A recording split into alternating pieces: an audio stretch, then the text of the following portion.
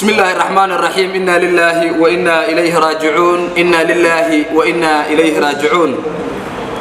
حما جيرد حما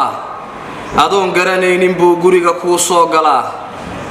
وحا ما أنت لقى قبل ما يلبان قلبك بقوين قراد ولا لا شعلا جيسي محمد علي أها قربيه ينكدولي تري أنا قبنا وحجلين عداوها إيجا جلجلي دربيجي أنكو جوهي تيرو قبادي أها إن بدن قد بومانتا يقدر حقلي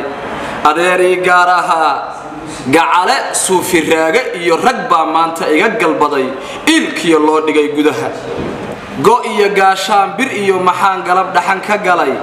أنا هرددي بقورين محان قل قشوا سللي قد عركود دقاق الليل قعنتا أي قبتين محي جيس يكجيس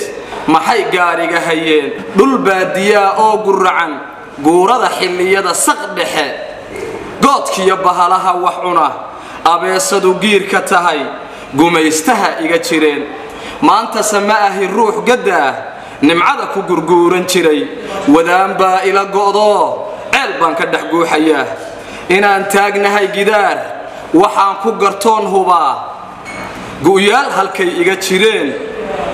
dabayl gadgadoontay baa durbaba iga soo gasho cid laan gargariiraya ilaa waa go'aan alle ma diidaya geeride guudkiyo waaxiyaha jirkiyo galowda dhuuntiyo jilbaha wadnaha golahiisa iyo gondaha beerkiyo kiliyaha meel buu iga galay halisa guulow allahaygiyo adaan ka rabaa gargaar guulow allahaygiyo adaan ku ahay galiin guulow allahaygiyo adaan aar gudan durbaba guulow allahaygiyo dambiga ay shalay galeen ka dhaaf oo ha ka gudin in badan guulow allahaygiyo ka gudbi su'aalihi adka guulow allahaygiyo ha gubin oo naar ha gelin guulow allahaygiyo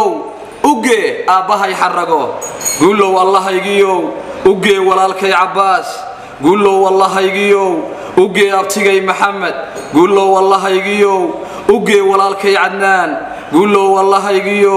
uge walaalkay Maxmuud guulow allahaygiyo uge adeerkay Dhagool guulow allahaygiyo uge eedaday Xabiiba guulow allahaygiyo adeerkay Sheekh Saciid awowgay Yuusuf iyo dhammaan riximkayga go'ay uge oo fardowsa gali guulow allahaygiyo uguuri gabdhaha jannada guulow allahaygiyo ugogol firaaskii wacnaa aniga iyo gayaankay iyo gadaashood wixii harana guulow allahaygiyo gafkiyo xumaatada ka dhowr